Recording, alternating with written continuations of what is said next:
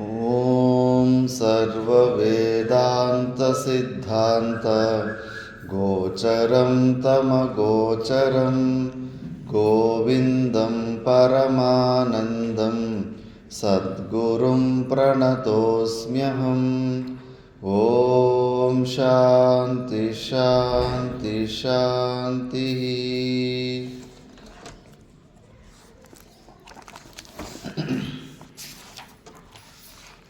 330 340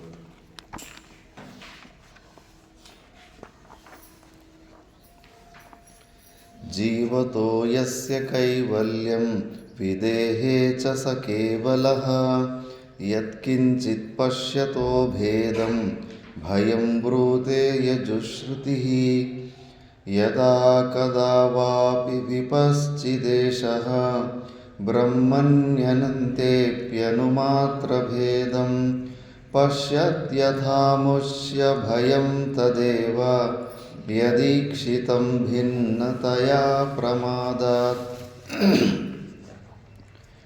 श्रुतिस्मृतिन्यायशतैर्निषिद्धे दृश्ये त्रयस्वात्ममतिं करोति उपैति दुःखोपरि दुःखजातं निषिद्धकर्ता समलिं लुचो यथा।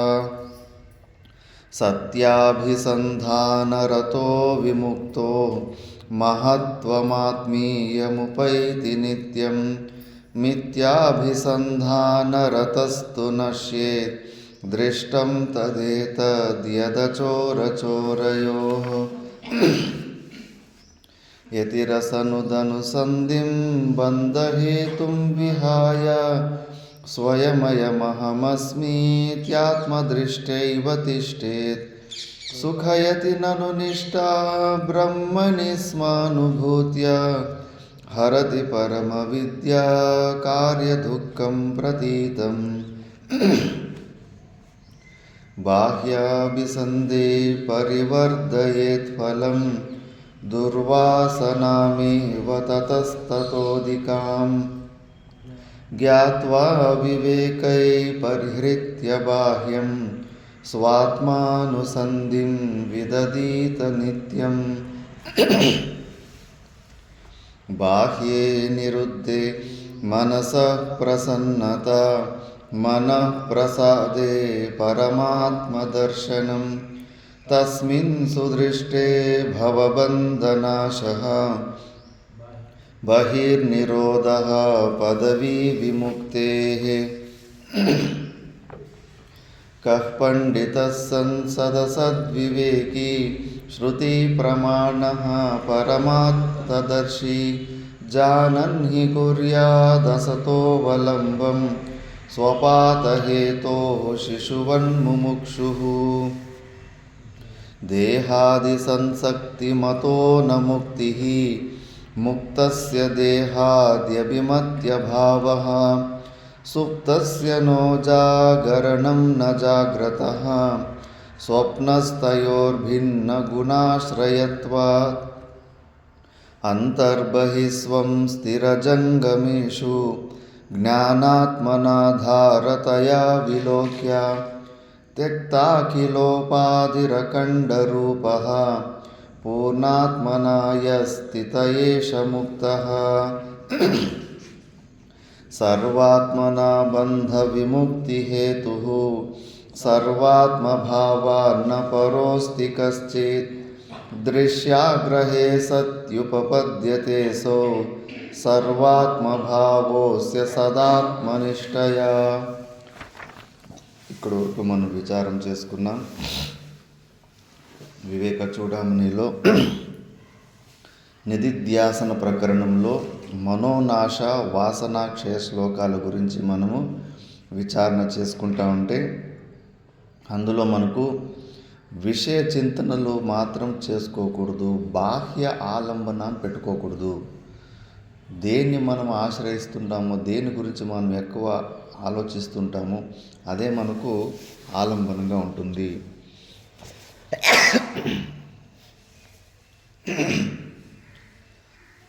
ఆ మనం ఏ ఆలంబనాలు పెట్టుకుంటే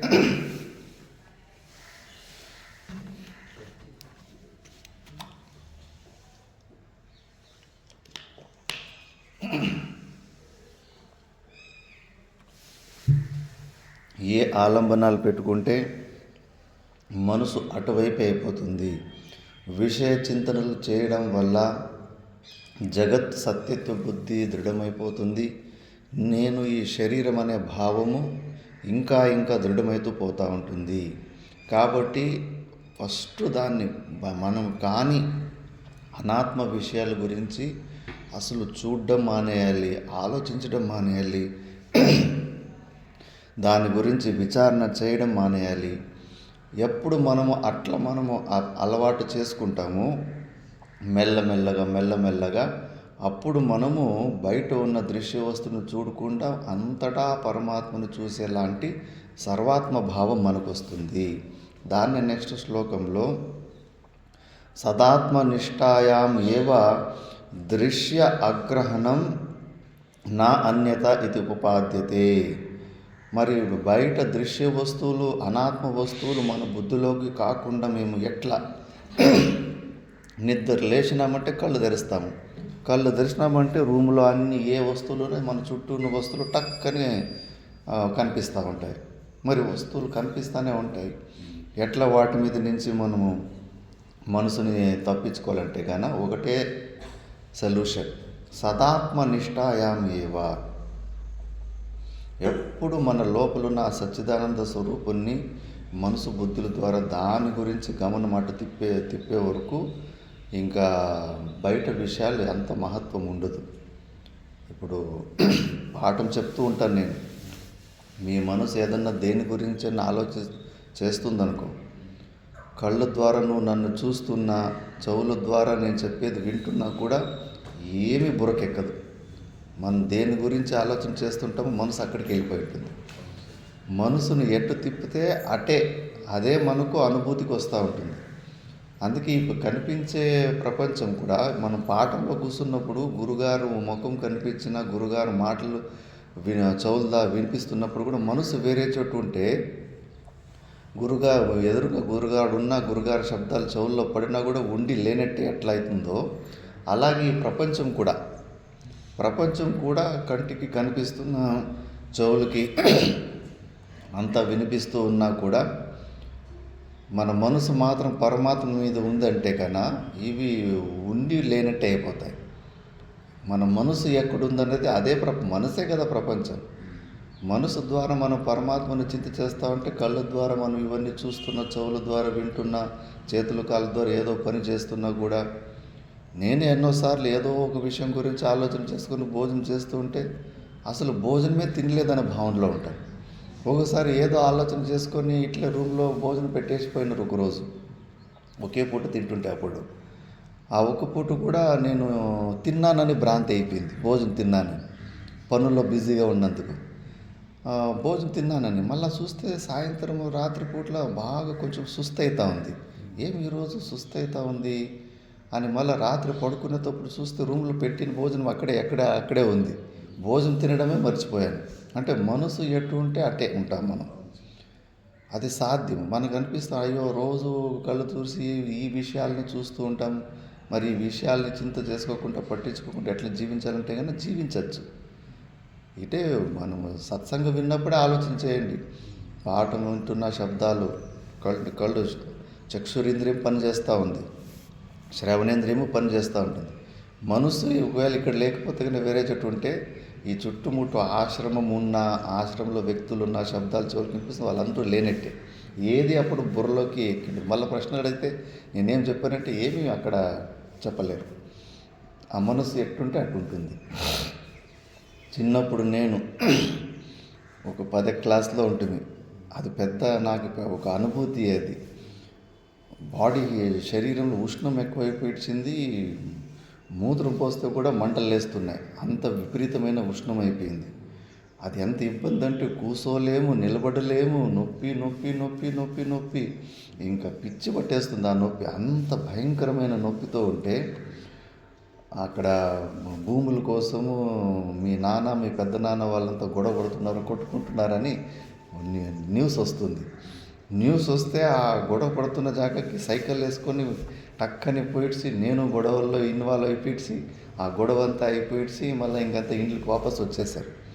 నేను ఇంటికి వాపసు వచ్చిన తర్వాత నాకు అయ్యో నేను విపరీతమైన నొప్పిలో ఉండి కూర్చుని కవదలేదు, పడుకోడగతలేదు, ఏమీ పిచ్చి పిచ్చిగా ఉండే.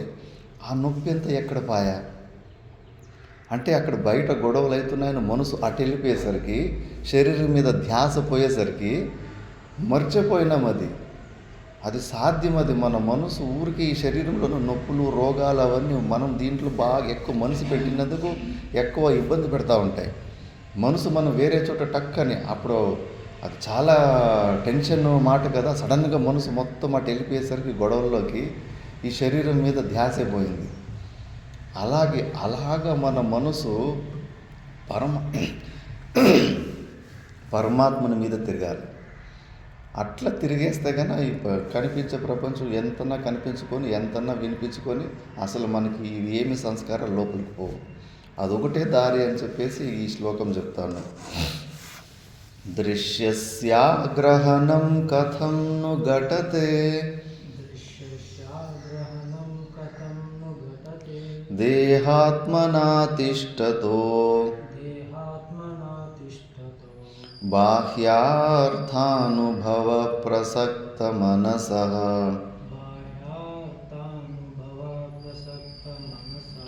తత్తత్క్రియాం కుర్వతః సన్యస్తాఖిల ధర్మ కర్మ విషయైః నిత్యాత్మనిష్టాపరైః తత్వజ్ఞైకరణీయమాత్మని సదా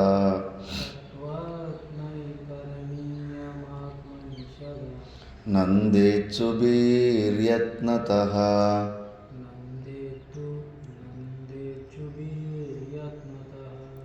దృశ్యస్యాగ్రహణం కథం ను ఘటతే దేహాత్మనా తిష్టతో బాహ్యార్థానుభవ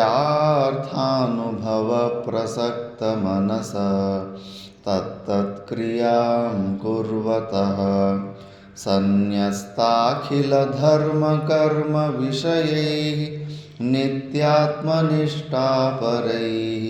తత్వజ్ఞైకరణీయమాత్మని సదా నందేచ్చుభిర్యత్నతః.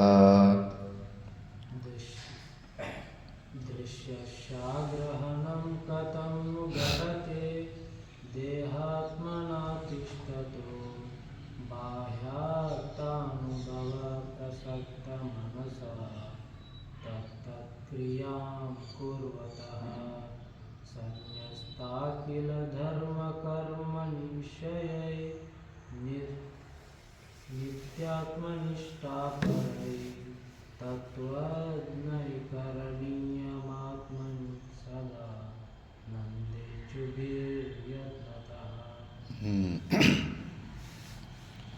దృశ్యస్య అగ్రహణం కథం ను ఘటతే దేహాత్మన తిష్టతః. ఈ శరీర భావంలో ఉండి బయట దృశ్య వస్తువులు ఏమీ గ్రహణం కాకూడదంటే ఎక్కడ కుదురుతుంది? నేను శరీరం అనే భావంలో ఉంటే ఇంకా కళ్ళు ఉన్న చెరువునేమి 24 గంటలు మూసుకునేకైతుంది కళ్ళు. ఇక్కడ ఉదయం అక్కడ మంచిగా ఉల్లిపాయలు వేసిన ఏదో ఉప్మాను ఏదో అక్కడెక్కడ ఆ ఇళ్ళల్లో చేస్తే ఇక్కడ దాకా స్మెల్ వచ్చి ఉంటుంది. ఆశ్రమం వరకు అక్కడ రూమ్ కారిడార్లో ఉంటుంది ఆ స్మెల్. మరి ముక్కుకి అది వచ్చేస్తుంది. మనం వద్దనుకున్నా కూడా ముక్కు లోపలికి వెళ్ళిపోతూ ఉంటుంది స్మెల్. బయట ఉన్న విషయాల్ని మనం ఆపుకోలేము. నేను శరీరం అనే భావంలో ఉన్నప్పుడు ఎప్పటికీ అది కుదరని పని. బయట విషయాలని నేను చూడకూడదు, గ్రహించకూడదు అంటే కానీ అది కుదరని పని. ఒకటే ఈ శరీర భావం నుంచి బయటికి వెళ్ళిపోను. బాహ్యార్థానుభవ ప్రసక్త మనసః తత్తత్క్రియాం కుర్వతః. ఒకసారి విషయాలని చూసిన తర్వాత, అవి గ్రహించిన తర్వాత వాటికి అనుకూలమైన క్రియలు మనకు తెలియకుండానే చేసేస్తూ ఉంటాము. అందుకే ఏం చేయాలంటే నిత్యాత్మ నిష్ఠాపరై, ఎప్పుడు ఆత్మనిష్టలోనే ఉండాలని ప్రయత్నం చేసేవాళ్ళు సన్యస్త అఖిల ధర్మ కర్మ విషయై. సన్యస్త అంటే వదిలిపెట్టాల, త్యాగం. అఖిల అంటే ఇంకా సంపూర్ణంగా అన్ని ధర్మకర్మ స్వవర్ణాశ్రమ ధర్మాలు కానీ, కర్మలు కానీ, అన్ని విషయాలు కానీ అన్నిటినీ స్వరూపతః సన్యాస, అన్నిటినీ వదిలిపెట్టేయాలి. మోక్షం పొందాలనుకునే వాళ్ళు ఏది పొందే ప్రయత్నాలు చేయకూడదు, వదిలిపెట్టే ప్రయత్నాలు చేసుకోవాలి. త్యాగేన ఏకే అమృతత్వం మానసు. ఒకటొకటే ఒకటొకటే ఒకటొకటే ఎన్ని వదులుకుంటే అంత పరమాత్మనికి దగ్గరవుతూ ఉంటాం. పట్టుకునే ప్రయత్నాలు, పొందే ప్రయత్నాలు, గ్రహించే ప్రయత్నాలు చేసుకుంటే కన్నా మాయలో పడిపోతాం. ఒకటొకటే ఒకటొకటే అన్నీ వదులుకొని వట్టి పరమాత్మునికి పరమాత్మకు కృప తప్పితే నాకు ఇంక వేరే ఆశ్రయం లేదు అన్నట్టుగా జీవించాలి. అప్పుడు మనకు ఆ ఆత్మనిష్ట ఉంటుంది. లేదు, రమణ మహర్షి కూడా అంటాడు, మీరు బ్యాంక్ డిపాజిట్లు ఇవి చేసుకొని చేసే వేదాంతం, ఆ సెక్యూరిటీ వేదాంతం పనికి రాదంటాడు. మరి అది నువ్వు నీ శరీరాన్ని రక్షించుకోవడానికి అంత తీవ్రంగా నువ్వు ప్రయత్నాలు చేస్తున్నావు, మరి ఇంకోవైపు శరీరం నుంచి ఆ ఆత్మబుద్ధిని తెంచుకోవాలని ప్రయత్నం చేస్తే కుదరని పని అది. క్వైట్ ఆపోజిట్ పని అది. అది కుదరదు.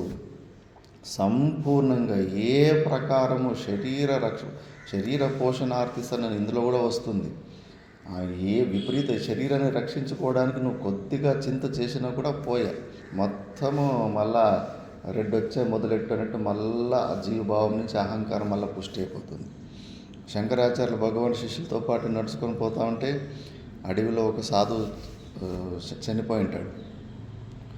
శిష్యులు సాధు దగ్గర చూస్తే ఏమీ ఉండదు, కమండలము కదా దండ కట్టి తప్పితే ఇంకేమీ ఉండదు. ఈయన నిజమైన సాధు, ఒక జోలు కూడా పెట్టుకోలేదు, కనీసం తినేది బిస్కెట్లు అవి కూడా ఏమీ పెట్టుకోలేదు. రొట్టెలు గిట్లు మధ్య అడవిలో, అంటే ఏమీ పరిగ్రహం చేసుకోకుండా కేవలం భగవంతుని భరోసంతోనే జీవించడానికి నిజమైన సాధువుని పొగుడతారు. సరిగ్గా చూడండి, పొగడేదానికి ముందు కొద్దిగా చూడండి అంటాడు. బహుశా మళ్ళీ గురుగారు ఇట్లా అంటున్నారు కదా, బహుశా ఈ చుట్టుముట్టు ఏమైనా గుడిసె ఏమైనా వేసుకున్నాడేమో అని చెప్పేసి ఒక 5-6 కిలోమీటర్ చుట్టూ అంతా చూసి వస్తారు, ఎక్కడన్నా ఆశ్రమము కుటియా ఏమన్నా గుహలు ఏమైనా ఉన్నాయని. చూస్తే ఎక్కడ ఏమీ ఉండదు. లేదు గురుగారు, ఇక్కడ ఏమి ఆశ్రమాలు ఏమీ లేవు, ఈయన ఎవరో నిజమైన సాధువుని అనిపిస్తుంది అంటే, బాగా చూడండి రా అంటాడు. చూస్తే కమండంలో చూస్తారు, కమండంలో నీళ్ళు ఉంటాయి, నీళ్ళలో వేప పుల్లలు ఉంటాయి. ఆ వేప పుల్లు ఉన్నాయి గురుగారు అన్నారు. వీడు సాధువు కాదు అన్నాడు. రేపటి ఉదయం గురించి పళ్ళు తొంకలను మనకి ఇప్పుడే చింత ఉందంటే కన్నా వీడు సాధువు కాదు అని. నెక్స్ట్ క్షణం గురించి ఏ మాత్రము చింత ఉండకూడదంట. మరి అంత సూక్ష్మంగా ఉంటుంది. మనం ఎన్ని చేసుకుంటాం, రేపటి కోసము, భవిష్యత్తు కోసము ఎన్ని సెక్యూరిటీలు పెట్టుకుంటాం, ఎన్ని ఆలోచన చేసి అంత ముందుగానే కెరియర్ సెటిల్మెంట్ లాగా అన్ని ఏర్పాట్లు చేసుకుంటాం. ఎక్కడ పోతుంది శరీర తాదాత్మ్యం?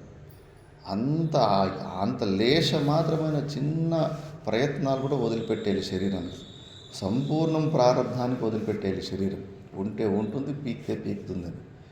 ఏమి ఇప్పుడు హైదరాబాదులో ఏసీ రూముల్లో ఉంటే మాత్రము మృత్యు రాదేంటి? ప్రాణవాయు శరీరం వదిలిపోయినప్పుడు జరిగే ఇబ్బందులు జరుగుతాయి. నీకు కోట్లు ఉంటేమి 10 కోట్లు ఉంటేమి ఆ సమయంలో మర్మస్థానాలు ఛేదన చేసుకొని పోయినప్పుడు ఎక్కడున్నా ఆ నొప్పిగానే ఉంటుంది. అనవసరంగా ఏదో అన్నీ కంఫర్టబుల్గా సెక్యూరిటీలో ఉంటే కానీ ఏదో మంచిగా ఉంటుందని మన మనసు భ్రాంతి చేస్తూ ఉంటుంది. అవన్నీ ఇంకా మనకు జగత్ సత్యత్వ బుద్ధి, శరీరం మీద మోహము ఇంకా ఎక్కువ పెంచేస్తాయి. కాబట్టి అవన్నీ సెక్యూరిటీ వేదాంతాలు మనకు పనికిరావు. సన్యస్త అఖిల ధర్మకర్మ విషయ, అఖిల అంటే సంపూర్ణంగా చెప్పేశారు. నేను నాది, నేను మనది నాది అన్నది ఏది ఎక్కడెక్కడ ఉంటుందో భావం, అవన్నిటినీ వదిలేస్తూ ఉండాలి. ప్రతిరోజు ఒకటి వదులుకుంటూ పోవాలి. అందుకే కాశీకి పోయినప్పుడంతా ఏదో ఒకటి ఇష్టమైన వస్తువు వదిలిపెట్టి రావాలా అని. ఆ ఇష్టమైన వస్తువు వదిలిపెడితే కానీ భగవంతునికి ఏం వచ్చేది కాదు. ఆ ఇష్టమైన వస్తువు వల్ల మనము అనవసరంగా జన్మలు వేస్ట్ చేసుకుంటాం. భగవంతుడు అలాంటి నియమాలు పెట్టిపోయాడు. కనీసం 10 సార్లు కాశీకి వస్తే 10 ఇష్టమైన వస్తువులు వదిలిపెట్టేస్తే వాడికి ఈ సన్యాసం తత్వం ఆటోమేటిక్గా వచ్చేస్తుంది అని. కాబట్టి అలా వదులుకుంటూ ఉంటే అప్పుడు తత్వజ్ఞేహి కరణీయం ఆత్మని సదానంద ఇచ్చుభిహి యత్నత అని. ఎప్పుడు సదానందాన్ని పొందాలని కోరుకున్న వాళ్ళు తత్వజ్ఞుల ద్వారా దీన్ని ఫస్ట్ వదిలిపెట్టేయాలి. రోజు ఆత్మనిష్ట గురించి, ఆత్మతత్వం గురించి మంచి గ్రంథాలు ఉన్నాయి. నువ్వు జీవితము సత్య వరకు ఎంత కావాలో అంత సిలబస్ ఇచ్చిపోయారు. శంకరాచార్య 10 ఉపనిషత్తులు, బ్రహ్మసూత్ర, భగవద్గీత, యోగ వాసిష్టం కానీ పంచదశి అని మంచి మంచి గ్రంథాలు ఉంటాయి. ఒకటి అయిపోయిన తర్వాత ఒకటి మెల్లమెల్లగా ఎప్పటి వరకు మనకు ఆ బ్రహ్మ అనుభూతి కలుగుదో, మనసు స్థిరంగా నిలబడుతూ ఈ శాస్త్ర ఆలంబం ద్వారా రోజు ఆత్మ గురించే, మనలో ఉన్న పరమాత్మ తత్వం గురించినే ఆలోచించే అలవాట్లు పెంచుకుంటూ ఉండాలి. పెంచుకుంటూ ఉంటే అప్పుడు మనసు అంతా అటు ఉంటే కన్నా బయట ఉన్న ప్రపంచంలో మనం కళ్ళతో చూస్తున్న వింటున్న అవేమి మళ్ళీ బురకెక్కవు. మనం పరమాత్మ గురించి ఆలోచించుకుంటే మనసును ఖాళీగా ఉంచుకుంటే మాత్రం చూసినవన్నీ లోపలికి భోజనమే. లోపలికి కొత్త కొత్త సంస్కారాలు పోతానే ఉంటాయి. చూసినవి విన్నవి అన్నీ లోపలికి మళ్ళీ కొత్త కొత్త సంస్కారము, ఆ చూసిన దాన్ని విన్న దాన్ని బట్టి మనం కొత్తగా ఒక మనసు తయారవుతూ ఉంటుంది. బాగా చెడు చూసినా మనకు ఆ చెడుతో మనసులో కూడా ఆ చెడు ఆలోచనలు వచ్చేస్తూ ఉంటాయి. మళ్ళీ అవన్నీ పెద్ద పెద్ద సమస్యలు. ఒక్కటే నీకు సొల్యూషన్, నువ్వు బయట వస్తువులు నీ బుర్రలోకి పోకుండా ఉండాలంటే కన్నా ఉన్న మనసు బుద్ధిని ఫుల్గా దానికి పని, ఏం పని? పరమాత్మను చూసే పని.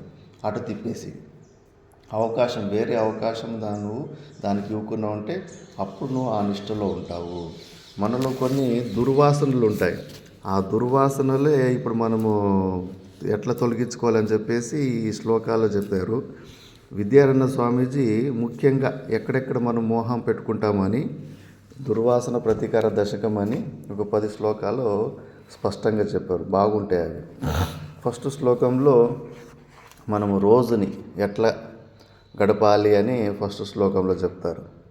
ప్రాతర్వైదిక కర్మతస్తదనుసత్ వేదాంత సంచింతయా పశ్చాత్ మోక్షధర్మ కథయా వాసిష్ఠరామాయణాత్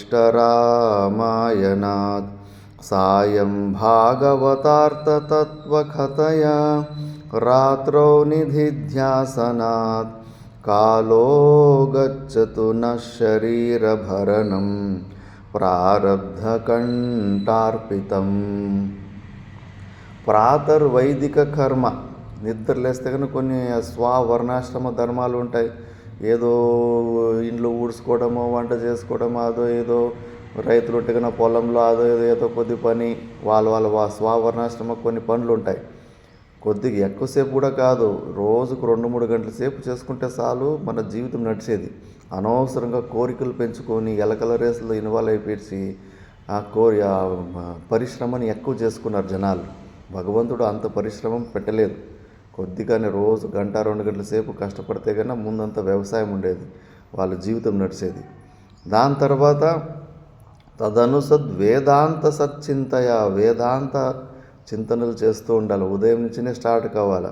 దాని తర్వాత అంటే ఇది ముఖ్యంగా కొన్ని కర్తవ్యాలన్నీ పూర్తి చేసుకున్న వాళ్ళు ఒక 50-55 సంవత్సరాల తర్వాత పిల్లలు పెళ్ళిళ్ళు అన్ని బాధ్యతలు అయిపోయిన తర్వాత అప్పుడు అలాంటి వాళ్ళకి దినచర్య, వానప్రస్థాశ్రమాలకు సన్యాసులకు దినచర్య, గృహస్థులకు కూడా అంతే. ముఖ్యంగా దీనికోసమే జీవించాలి, మోక్షం కోసమే జీవిస్తూ ఉండాలి. కాకపోతే వాళ్ళకి ఫుల్ సమయము పొగలంతా దీని మీదనే పెట్టినకి లేదు కదా, బయట పని కూడా చేసుకోవాలి. కాబట్టి వాళ్ళకి కొద్దిగా ఎక్కువ అనుభవించేది ఇది. వాళ్ళు ఉదయం సాయంత్రం కొద్దిగా దీంట్లో ఉండాలి, మధ్యాహ్నం ఆ పొగలు కొద్దిగా వాళ్ళకి పనులు ఉంటాయి. కానీ 50 సంవత్సరాలు దాటిన తర్వాత మాత్రము మన దినచర్య ఇట్లా ఉండాలి, వేదాంత చింతన చేయాలంటే. దాని తర్వాత భారత మోక్ష ధర్మకథయ, ఒకటే సబ్జెక్ట్ అంటే కొంచెం బోర్ కొట్టేస్తుంది, కొద్దిగా అటు ఇటు షిఫ్ట్ కాగుతూ ఉండాలి.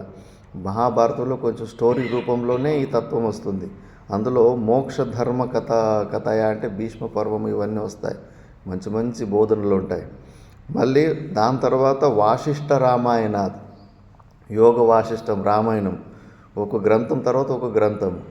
మళ్ళా సాయంకాలము భాగవతార్థ తత్వ కథయ, శ్రీమద్ భాగవతము, పోతన భాగవతం అంతా ఉన్నాయి కదా, ఆ భాగవత అర్థతత్వ కథయ, దాని గురించి మనం విచారం చేసుకోవాలంట.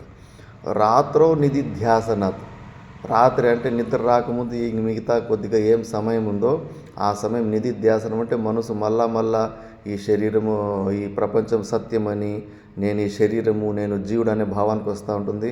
మళ్ళీ మనసుకు మనము లేదు, ఈ ప్రపంచము మిథ్య, నేను ఈ శరీరాన్ని కాదు, నేను సాక్షి భావనను మళ్ళీ మనం దానికి నచ్చ చెప్తూ ఉండాలి. కాలో గచ్చతున శరీరపరణ. మరి ఇవే పనులు చేసుకుంటా ఉంటే ఈ శరీరానికి తిండి ఎవడు పెడతాడు, ఎట్లా మెయింటైన్ అవుతుందని మనకు చింత ఉంటుంది కదా. దాని గురించి నువ్వు చింత చేయకు. కాలో గచ్చతున శరీరభరణం ప్రారబ్ధ కంఠార్పితం. ప్రారబ్ధానికి వదిలిపెట్టేయండి. మోక్షాన్ని పొందే కోరిక ఆ ప్రయత్నాల్లోకి ఎంట్రీ అయినారంటే కానీ చెప్పాడు భగవంతుడు, యోగక్షేమం వహామ్యహం. మీరు దాని గురించి ఏమి చింత చేయకండి, నేను మెయింటైన్ చేస్తాను. మీ యోగక్షేమాలు ఇంత శరీరం మెయింటెనెన్స్కి ఏమేమి అవసరం ఉందో అవన్నీ నేను చూసుకుంటానని భగవంతుడు మాట ఇచ్చాడు.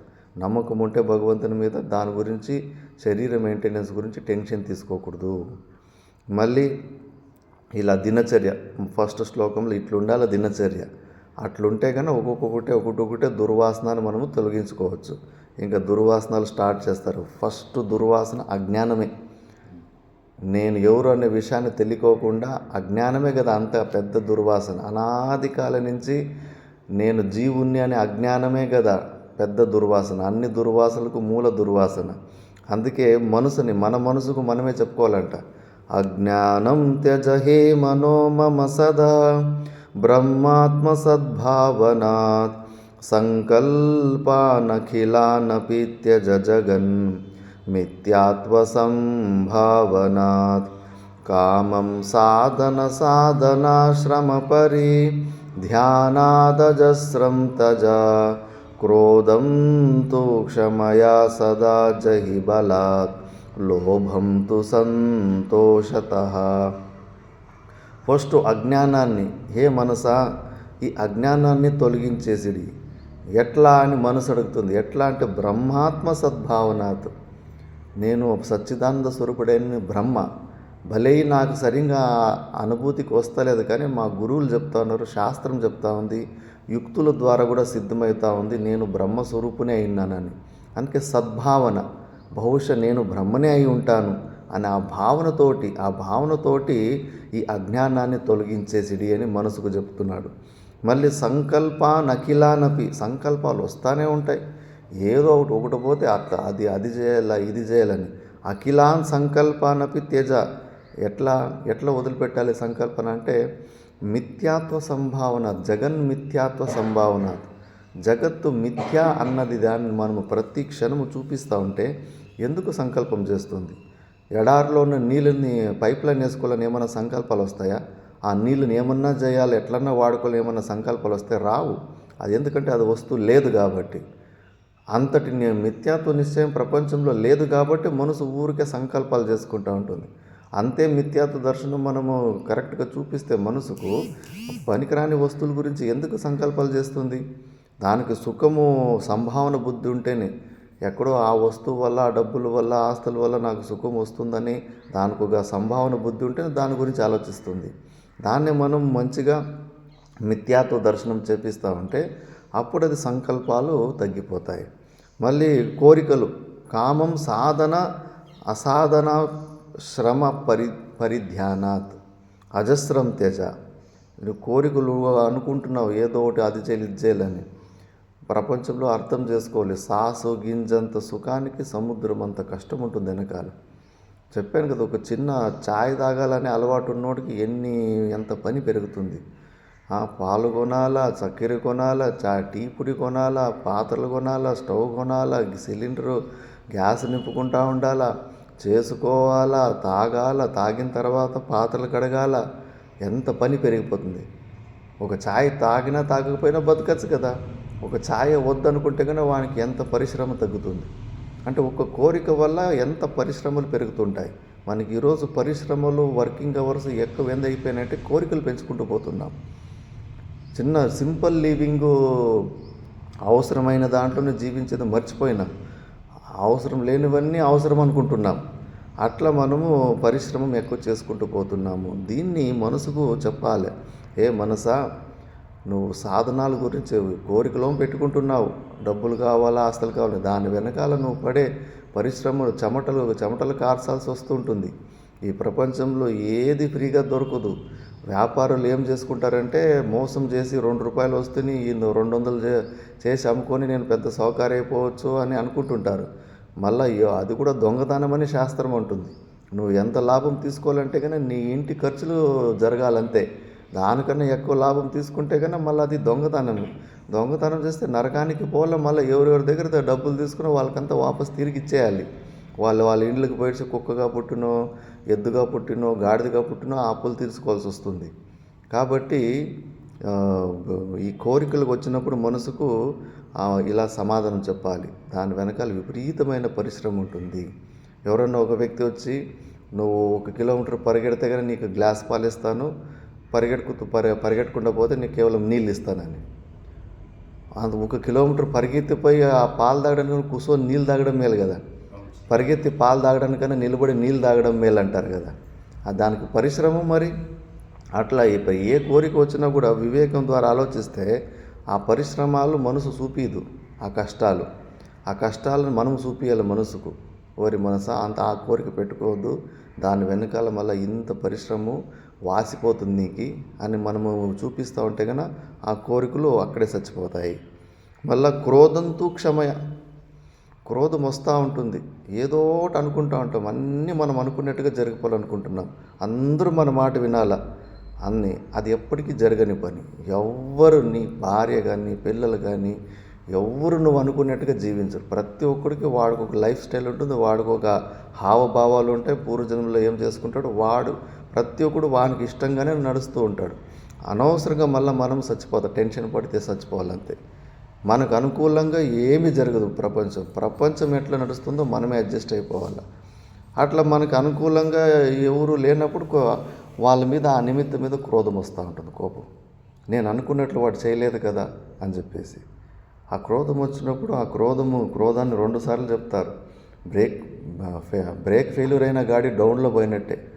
క్రోధం వచ్చిందంటే నెక్స్ట్ వాడు పాపం పని చేస్తాడు. మనసా లేదా మాట ద్వారానే హింస పెడతాడు, లేదా చేతుల ద్వారానే కొడతాడు, లేదా మనసులోనే తిట్టుకుంటూ ఉంటాడు. మనసులో తిట్టుకుంటే కూడా మళ్ళీ ఆ వ్యక్తికి అది తరంగం పోతుంది. ఆ వ్యక్తి మనసు డిస్టర్బ్ అవుతుంది. ఆ మనసు కూడా మన గురించి తిట్టుకుంటూ ఉంటాడు. మనసా వాచకరమున తప్పకుండా ఏదో ఒకటి చేస్తాడు. కోపం వస్తే కన్నా కనీసం మనం ఒక మాటనే తిట్టేస్తాం. వాక్ ద్వారా ఒక పాపం పని చేసేస్తాం. లేదు వాడు బలమైన వ్యక్తి అయితే కానీ మనసులో తిట్టుకుంటూ ఉంటాం. అది కూడా పాపం పని. కాబట్టి క్రోధం వరకు పోనీయకూడదు. మన మనసుని చాలా శాంతంగా జీవించేది అలవాటు నేర్చుకోవాలి. పాడైపోని ఎవరు మనము చెప్పే వరకు అది చెడు పని అయినా అది చేయకు, ఇది మంచిదని చెప్పే వరకు మన ధర్మం ఉంటుంది అంతే. మళ్ళా వాడు దాన్ని పాటిస్తున్నాడా లేదా అన్న దాని గురించి మనము ఎక్కువ టెన్షన్ తీసుకోకూడదు. బుద్ధి ఉంటే బుద్ధి తింటాడు, లేకపోతే కానీ మన్ను తింటాడంట. కాబట్టి ఆ క్రోధం వచ్చినప్పుడు క్షమించే గుణం రావాలి. ఏదో తప్పు చేస్తున్నాడు, తెలుసో తెలియక చేశాడు అని చెప్పేసి అంటే క్రోధం వచ్చినప్పుడు కొంచెం ఓపికని పట్టుకొని ఆ క్రోధాన్ని చంపుకోవాలి. మళ్ళా సదా జహీబలాత్ లోభంతో సంతోషత. లోభం వస్తూ ఉంటుంది ఎప్పుడు మనకి. నేను పూర్ణుని కాదని చెప్పేసి డబ్బులు కావాలని, అది కావాలి, ఆస్తులు కావాలని ఉన్న దాంట్లో సంతృష్టి పడేది మర్చిపోయినాం. ఇప్పుడు మనం ఏదైనా బ్యాంకులో డిపాజిట్ చేసింటే కానీ ఆ బ్యాంకు కాడ కూర్చొని నాకు డబ్బులు కావాలని ఏదైనా ప్రయత్నం చేస్తే కానీ ఆ డబ్బులు వస్తాయి. నీ బ్యాంకులో నువ్వు అకౌంట్లో రూపాయి లేదు, ఊరికి పొద్దున్న నుంచి సాయంత్రం వరకు బ్యాంకు దగ్గర కూర్చుంటే నీకేమైనా ఇస్తారా? ఏమీ దొరకదు. మరి పూర్వజన్మలో నువ్వు ఏదన్నా పుణ్యకర్మలు పాపకర్మలు చేసుకుంటే కన్నా నువ్వు వద్దు అనుకున్నా కూడా నీ దగ్గరికి కాళ్ళ దగ్గరికి వచ్చి పడిపోతూ ఉంటుంది, సంపత్తు కానీ ఏదన్నా కానీ. మరి అలా ఉన్నప్పుడు ఊరికే ఉన్న దాంట్లో సంతృష్టి పడకుండా ఎప్పుడు లేని దాని గురించి ఆలోచన చేస్తూ ఉంటాం. నా దగ్గర అది లేదు, నా దగ్గర ఇది లేదు, వాళ్ళ ఇంట్లో అది ఉంది, నా ఇంట్లో ఇది లేదని. దాని వెనకాల ఉన్న పుణ్య పాప కర్మాల గురించి ఆలోచన చేస్తలేవు. పుణ్యాలంతా విషమత ఉన్నే ఉంటుంది. కృష్ణ పుణ్య చేసుకున్న దగ్గర ఎక్కువ సంపత్తి ఉంటుంది. అనవసరంగా మళ్ళీ మనం లేనిదాన్ని మనం ఎక్కువ ప్రయత్నాలు చేసినా కూడా రాదు. ఈ జన్మలో చేసేది ఈ జన్మకు దొరకదు. పూర్వజన్మలో చేసింది ఈ జన్మలో మనం నిమిత్త మాత్రంగా ఏదో ఉద్యోగాలో ఏదైనా వ్యాపారం చేస్తే వస్తూ ఉంటుంది. ఒకే ఊర్లోనే అన్నదమ్ముళ్ళు నెల్లు వ్యాపారం చేస్తారు. తమ్ముడు పెద్ద సౌకర్యమైపోతాడు, అన్న లాస్ అయిపోతాడు. వ్యాపారం చేస్తే డబ్బులు వస్తాయని మన భ్రాంతి అంతే. వ్యాపారం చేస్తే కాదు, పూర్వజన్మలో పుణ్యం ఉంటే అట్లా వస్తుంది. ఎంతమంది ఒకే ఊర్లో ఒకే ఇంట్లో ఉన్న వాళ్ళు 2 ప్రకారాలు, ఇద్దరు ఒకే ప్రకారం అంగళ్ళు వేసుకుంటారు. ఒకనికి బాగా బిజినెస్ అయిపోతుంది, ఇంకొనికి బిజినెస్ కాదు. ఒకే వీధిలో ఉంటాయి, పక్కలో 2 హోటళ్ళు ఉంటాయి. ఒక హోటల్కి బాగా వ్యాపారం అవుతూ ఉంటుంది, పక్కలో ఉన్న హోటల్కి వ్యాపారం కాదు. అట్లా ఈ జన్మలో కేవలం నిమిత్తంగా చేసుకుంటాం. ఈ జన్మలో ఎక్కువ చేసుకుంటే వచ్చేది కాదు అది. పూర్వజన్మలో ఉంటే కానీ పుణ్యం ఈ జన్మలో కొద్దిగా ప్రయత్నాలు నిమిత్తంగా చేసుకుంటే కూడా వచ్చేస్తుంటాయి. అలా ఉన్నప్పుడు మనం ఉన్న దాంట్లోనే సంతృష్టి పడాలి. ఏం అవసరం ఉంది? సాధువులు చూడండి, ఒక బ్యాంక్ అకౌంట్ ఉండదు, 2 బట్టలు అంతే, ఒక జోల, మ్యాక్సిమం అంటే ఒక జోల, 2 జతల బట్టలు, ఒక బ్యాగ్ ఉంటుంది. 3 కోట్ల మంది అట్లా జీవించేస్తున్నారు భారతదేశంలో. జీవితానికి ఇంకేం కావాలి? ఎంత భయపడతారు జనాలు. లేదు ఇల్లు ఉండాలి, డబ్బులు ఉండాలి, వయసు అయిపోతే అట్లా, ఎవరు చూసుకుంటారు, అట్లా ఇట్లా. కళ్ళు ఎదురుగానే భారతదేశంలో సన్యాసులు అటు ఇటు తిరుగుతున్నారు. వాళ్ళని చూసినా నేర్చుకోవాలి కదా. అయ్యప్ప ఈయన చూడు, భూములు లేవు, డబ్బులు లేవు, అకౌంట్ లేదు, ఎట్లా జీవించేస్తున్నాడని చెప్పేసి అలవాటు చేసుకుంటే కానీ ఆ సింపుల్ జీవితం అని వస్తుంది. ఊరికే అన్నీ అదవసరం ఇదవసరం అనుకుంటా ఉంటే కానీ ఎన్నన్నీ కుప్పేసుకో, మళ్ళీ తక్కువే అనిపిస్తూ ఉంటుంది. ఆ లోభం గుణం వయసు అయిపోయిన తర్వాత అన్ని ఇంద్రియాలు తగ్గిపోతే ఈ లోభం మాత్రము ఉండదంట. మనముళ్ళు ముని మనుముళ్ళు వాళ్ళ గురించి కూడా ఇంకా వాళ్ళకు కూడా ఏదో చేయాలని ఆలోచన చేస్తూ ఉంటుంది. ఎక్కడ దానికన్నా అంత ఉంటుందా? ఎప్పటికీ అంతే, ఇంకా అది చేయాలి ఇది చేయాలని చెప్పేసి ఎంత ఇచ్చినా తృప్తి కాదు. ఆ లోభాన్ని సంతోషత, ఆ లోభం వచ్చినప్పుడంతా ఉన్న దాంట్లో తృప్తి పడడం అనే తత్వం ద్వారా సంతోషంగా జీవిస్తే కానీ ఆ లోభం పోతుంటుంది. ఊరికే పులిని చూసి నక్క వాతలు పెట్టుకునేట ఎవడో పూర్వజన్మలో ఎక్కువ పుణ్యాలు చేసుకుంటారు, వానికి కొంచెం వ్యాపారం సక్సెస్ అయ్యి డబ్బులు ఎక్కువ వస్తూ ఉంటుంది. అయ్యో వాని దగ్గర అది ఉంది, నా దగ్గర ఇది లేదని. మన బాధ అంతా మన దగ్గర లేదని కాదు, వాడికి ఉంది అని, మనకు నచ్చిన వాడి దగ్గర ఎక్కువ ఉంది అని, అది పెద్ద సమస్య ఉంటుంది. దానివల్ల తల జరుపుకుంటాం. అట్లా తల జరుపుకోకూడదు, ఉన్న దాంట్లో తృప్తి పడాలి. మళ్ళా జిహ్వోపస్థ సుఖబ్రహ్మం, ఈ నాలుక ఇంద్రియము 2 ఇంద్రియాలు ఉంటాయి, రసనేంద్రియము, వాగీంద్రియం. ఈ 2 ఇంద్రియాలు డేంజరే. దీన్ని కంట్రోల్ చేసుకోవడం చాలా పెద్ద తపస్సు. సాధువులకైతే దీన్నే నేర్పిస్తారు. ఉప్పు కారం అసలు ఇప్పుడేమో మారిపోయిన ట్రెండ్, కానీ ఇప్పుడు కూడా కొన్ని ఆశ్రమాలు, కైలాస ఆశ్రమాలు అట్లే ఉంటాయి. రుచుల గురించి మాట్లాడిన ఏదైనా చేసినా వాడు సాధునే కాదని తీసి పక్కన పెట్టేస్తారు. అస్సలు దాని గురించి చర్చలు కూడా ఉండకూడదు. ఏదైనా ఎక్కువ కారం గిరం ఉన్న నీళ్ళతోటి వడగట్టుకొని చప్పటి భోజనం తినేసి నాలుకకు మాత్రం రుచులు మాత్రం అలవాటు చేయకూడదు. అది చాలా ఘోరమైన ఇంద్రియం అది. దాన్ని నిగ్రహం చేసుకోకుండా పోతే జన్మలకి మళ్ళా వస్తూ ఉంటారు. అంతే, చాలామంది నోరు తెరుచుకొనే ప్రాణం వదిలిపెడతారు. ఆ ఇంద్రియం కోరికలే ఎక్కువ ఉంటాయి. ఇళ్ళలో చూస్తూ ఉంటాము, రుచి బాగలేదని అలిగి ఇల్లే వదిలిపెట్టి పారిపోతారు. ఒకరోజు మిరపకాయ ఇవ్వలేదని, ఒకరోజు మంచిగా కారం లేదని చెప్పేసి. ఏమి నిగ్రహం ఉంది? ఇంద్రియ నిగ్రహం అదొక పెద్ద సమస్యనా. కాబట్టి జిహ్వోపస్థ సుఖం, జిహ్వమలు ఉపస్థ అంటే మూత్రేంద్రియ, అందులో వచ్చే సుఖం గురించి కూడా తేజ మా పర్యంత దుఃఖే క్షణాత్. నువ్వు ఎక్కువ రుచులు ఎలాంటివి తిన్నా నాలుకలో ఉన్నంతసేపే కొద్దిగా బాగుంటుంది. గొంతు జారి కింద పోతేనే మంటలు, పొట్టలో మంటలు, ఇంటెస్టైన్ పేగలు ఇది చేస్తాయి, మళ్ళీ అన్నీ సమస్యలే. కాబట్టి ఆ ఇంద్రియాలు జిహ్వ, మళ్ళీ ఉపస్థ ఇంద్రియాలు, మూత్రేంద్రియము, మళ్ళీ వాగేంద్రియం, 2 ఇంద్రియాల ద్వారా ఆ క్షణం మాత్రమే సుఖం. దాని తర్వాత వెంబడే విపరీతమైన దుఃఖాలు, ఘోరమైన దుఃఖాలు ఉంటాయి. దుఃఖంత పర్యక్షణాత్ అనే భావంతో ఆ జిహ్వోపస్థ సుఖాలని వదిలిపెట్టేసిడి. ఇవన్నీ దుర్వాసనలు. మళ్ళా పారుష్యం, కఠినమైన వాక్కులు మాట్లాడుకోవడం, ఇది కూడా చాలా ఘోరం. మనం ఆడే వాట ఎలా ఉండాలని మనం ఆలోచించాలి. ప్రియవాక్య ప్రధానేన సర్వే జంతవః తుష్యంతి. జంతువులు కూడా మనలో ఉన్న మాటని చూసి ఈ మనిషి చాలా కూల్గా ఉన్నాడు, ఆయన దగ్గర పోతే నన్ను కొట్టుడు అని. మనం ముఖం విపరీతంగా క్రోధంతో, టెన్షన్తో ఉందంటే కానీ జంతువులు కూడా దగ్గరికి రావు. మనం ఆడే మాట చాలా మృదుగా ఉండాలి. వచనే కా దరిద్రత. అయ్యో వచనంలో ఏమైనా మంచిగా ప్రేమతోటి మాట్లాడితే సొమ్ము ఏమన్నా కరిగిపోతుందా? వాగీంద్రం శక్తి ఏమైనా వెళ్ళిపోతుందా? కాబట్టి మనము మృదుగా మాట్లాడాలి. పారుష్యంగా కఠినమైన వాక్కులు మాట్లాడుకోవద్దు. అలవాటు చేసుకోవాలి. ఏమన్నా అయిపోనీలే, ఇంకా కావాల్సిన నేను అనే మాటకు వాడు ఇబ్బంది పడాలనే ఇంకా ఎక్కువ కఠినమైన వాక్కులు మాట్లాడుతూ ఉంటాం. ఇప్పుడు మనం మాట్లాడే మాటను బట్టి మన స్థాయి కూడా పెరుగుతూ పోతుందంట. ఒక రోజు దారిలో ఒక గుడ్డివాడు ఉంటాడంట. గుడ్డివాడు ఉంటే కన్నా ఒక రాజ్యంకి ఎవరో శత్రువులు అటాక్ చేయడానికి వచ్చింటారు. అందుకే అదే మెయిన్ రోడ్ ఉంటుంది. ఆ మెయిన్ రోడ్లోనే శత్రువులు వస్తున్నారని శత్రువుల్ని యుద్ధం చేయడానికి రాజు ఫస్ట్ సైనికుల తర్వాత మంత్రి తర్వాత రాజు వస్తాడు. ఫస్ట్ సైనికులు వస్తారు. సైనికులు వస్తుంటే కన్నా ఈ గుడ్డివాడిని అడుగుతారంట,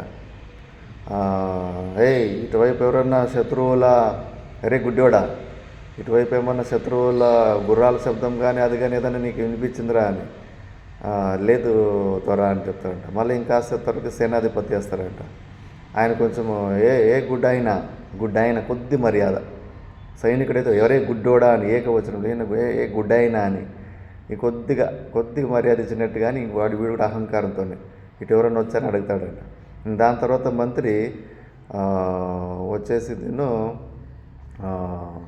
ఆయన కూడా ఏమో పేరు పెట్టేదో కొద్దిగా మర్యాదగా హే వృద్ధుడా అని ఏమో చెప్పేసి కొద్దిగా సేనాధిపతి కానీ కొద్దిగా మర్యాదగా మాట్లాడి అడుగుతాడంట. మళ్ళీ లాస్ట్లో వచ్చేసి రాజు పెద్ద ఆయన ఇక్కడ మా వాళ్ళు ఎవరన్నా ఇటు పోయిరా ఇటువైపు అంటే కన్నా అవును రాజా, ఫస్ట్ సైనికుడు మళ్ళీ మీ సేనాధిపతి వచ్చా మళ్ళీ మంత్రి పోయిండు, ఇప్పుడు మీరు వచ్చారని. అరే నువ్వు గుడ్డివాడు కదా, వాడు సైనికుడు సేనాధిపతి మంత్రి అనే విషయము నేను రాజుననే విషయం నీకు ఎట్లా తెలిసిందంటే మాట్లాడే తీరును బట్టి నాకు అర్థమైపోయింది అని. రాజు చాలా అంత మర్యాదగా మాట్లాడాడు కాబట్టి అంత గొప్ప స్థానంలో ఉంటాడు. పొలిటీషియన్స్ చూడి అందరినీ వరుసలతోటి కలిపేస్తారు. మామ, కాక, పెద్దనాన్న, వేరే జాతి వాళ్ళని కూడా అంతే మామ అని పిలిచేస్తారు రాజకీయ నాయకులు.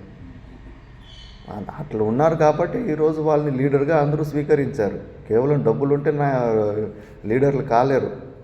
డబ్బులు ఖర్చు పెట్టేవాళ్ళు కూడా ఖర్చు పెడుతుంటారు, కానీ ఎవరు మర్యాద ఇచ్చి బాగా అందరినీ సంబంధాలు గట్టిగా పెట్టుకుంటారో వాళ్ళని గెలిపిస్తూ ఉంటారు.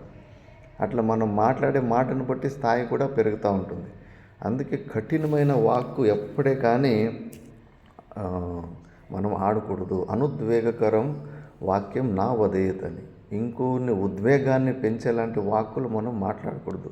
అయినంత వరకు అన్నీ వాడికి సంతోషం పడేలాంటి వాక్యాలే మనం మాట్లాడుకోవాలి. సత్యమైనప్పటికీ కూడా కేవలం సత్యం కదా నేనేం చెప్పిన సత్యమైన మాటే చెప్పినానని గుడ్డోడే ఒరే గుడ్డోడా అనేది సత్యమైన మాటే, కానీ మనకి నొప్పేస్తుంది. సత్యమే కాదు, సత్యంగా ఉండేది ప్రియంగా కూడా ఉండాలి. సత్యం, హితం, ప్రియం 3 చూసుకోవాలి. మనం ఆడే మాటల్లో అది సత్యంగా ఉండాలి. ఆ మాట మనం చెబితే కానీ ఎదురుగా ఉన్న వ్యక్తికి అది హితం, దాన్ని వింటే వారికి ఏదో ప్రయోజనం ఉండాలి, వాడికి ప్రియం అనిపించాలి. అలాంటి సత్యాలే చెప్పాలి. మిగతా అది ఎంత కఠినమైన సత్యాలు కూడా చెప్పకూడదు. ఇప్పుడు ఎవరో ఒకరు కొడుకు చనిపోయింటాడు, తండ్రికి హార్ట్ 3 స్టంట్లు వేసి ఉంటాడు, ఇంకో స్టంట్ ఏదైనా అలాంటి బ్యాడ్ న్యూస్ వస్తే వింటేనే ప్రాణం పోతుంది. అలాంటి వాళ్ళ దగ్గర అలాంటి కొడుకు చచ్చిపోయిన వార్తలు కానీ అవన్నీ టక్కని పోయి టెన్షన్లో చెప్పకూడదు. మెల్లగా పొజిషన్ చూసుకొని ఆయన మనస్థితి చూసుకొని మెల్లగా చెప్పాలి. సత్యం చెప్పాను కదంటే ఆ ప్రాణమే పోతుంది అక్కడ. ఇవి 3 చూసుకోవాలి. మనం మాట్లాడే మాటలు సత్యంగా ఉండాలి, హితంగా ఉండాలి, ప్రియంగా కూడా ఉండాలి. అది వింటే వాడికి కొద్దిగా ఆనందం అనిపించాలి. అలాంటివే చెప్పాలి, లేకపోతే కానీ చెప్పాల్సిన అవసరం లేదు. అందుకే పారుష్యం మృదు భాషనాత్, ఆ పారుష్యమైన మాటల అలవాటు ఉంటే కానీ మెల్లమెల్లగా మృదుగా మాట్లాడడం, ప్రేమతోటి మాట్లాడడం అలవాటు చేసుకోవాలి. ఊరికి కుక్క అరిచినట్లు అరుస్తూ ఉంటే కానీ కుక్కలాగానే చూస్తారు. ఇప్పుడు నువ్వు హీరోలాగా బిహేవ్ చేస్తే నేను హీరోలాగా చూస్తారు. కనీసం నువ్వు విలన్ లాగా ఉంటే కనీసం నీకు భయపడతారు. నువ్వు కమెడియన్ లాగా అంతా పిచ్చి పనులు చేస్తుంటే కానీ ఊరికి ఒరులుతుంటే కానీ నీ వాల్యూనే పోతుంది. ఎక్కువ ఒరులుకుంటే ఎప్పుడన్నా ఒక మాట చెప్తే కానీ ఆ మాటకి విలువ ఉంటుంది, ఆ మాటని ఆచరిస్తారు. ఎక్కువ ఒరులుతూ ఉండకూడదు, దానికి మాటకు వాల్యూ పోతుంది. కాబట్టి మనం ఆడే మాటలు ఎట్లుండాలని మనం తెలుసుకోవాలి. మళ్ళీ వృథాలాపాశ్రమం, ఇది కూడా ఆలోచించాలి సాధకులు. వ్యర్థంగా అనవసరమైన మాటలు. ఇద్దరు ముగ్గురు కలిసినామంటే మ్యాక్సిమం ఏం పరమాత్మ గురించి మాట్లాడతామా? ఏదో తిండి గురించి, వేరే ఆశ్రమం గురించి, అంతా దేని గురించి మాట్లాడినా అనాత్మ గురించినే మాట్లాడతాం. ఆలోచించండి, ఎక్కడన్నా కానీ అక్కడెక్కడ కూర్చొని కాసేపు కూర్చొని మాట్లాడతారు కదా, అప్పుడేమైనా ఆత్మచర్చలు జరుగుతాయా? ఏం జరుగుతాయి? వ్యర్థమైన వృథా ఆలాప శ్రమం. మాట్లాడుకుంటే అందులో మొత్తం అనాత్మనే ఉంటుంది, పరమాత్మ గురించి ఏమీ ఉండదు. అలాంటి వ్యర్థమైన టైంపాసులు చేసేదాన్ని ఎలా తప్పించుకోవాలంటే మౌనాన్ని పాటించాలి. మౌనాన్ని పాటించి మన శక్తి ఇంద్రియ నిగ్రహం అయిపోతుంది. మౌనాన్ని పాటిస్తే కానీ అలాంటి వ్యర్థమైన మాటలు మాట్లాడుకోవడం తగ్గిపోతాయి. ఎనర్జీ అంతా వేస్ట్ అయిపోతుంది. వాగీంద్రియం వచ్చిన వాగీంద్రియాన్ని మనం పనికిరాని అనాత్మల గురించి వాడితే భగవంతుడికి కోపం వస్తుంది. అరే మంచి భగవంతుని గురించి ఏదో పారాయణాలు, స్తుతులు, దాని గురించి ఏదైనా వాగీంద్రియం వాడుకుంటాడంటే వీడు పనికిరాని సంసారం గురించినే మాట్లాడుకొని టైం వేస్ట్ చేస్తున్నాడని భగవంతుడు మళ్ళీ మూగొడగా పుట్టించేస్తాడు నెక్స్ట్ జన్మలో.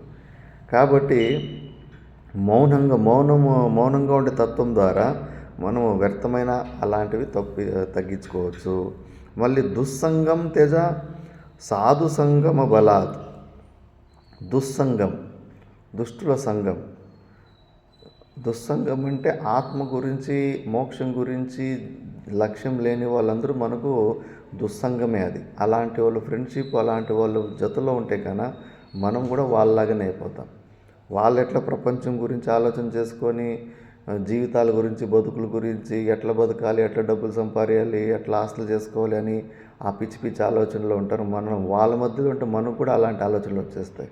ఈరోజు సాధువులు కూడా అంతే. షేర్ మార్కెట్లో షేర్లు కొంటున్నారు, బిజినెస్లు వడ్డీకి ఇచ్చుకుంటున్నారు, పిచ్చి పనులు చేస్తున్నారు. అలాంటి వాళ్ళు సహవాసం చేసేసి ఎలాంటి వాళ్ళు సహవాసం చేస్తూ నీకు కూడా అలాంటి అలవాట్లు వచ్చేస్తాయి. నీకు కూడా అలాంటి ఆలోచనలు పుడుతుంటాయి. నీకు కూడా డబ్బులు సంపాదించుకోవాలా, అది చేయాలి, ఇది చేయాలి చెప్పేసి ఇంకా జగత్వం మిథ్యాత్వంతో దూరం అయిపోతుంది. ఇంకా అలాంటి దుస్సంగం త్యజ. ఎట్లా?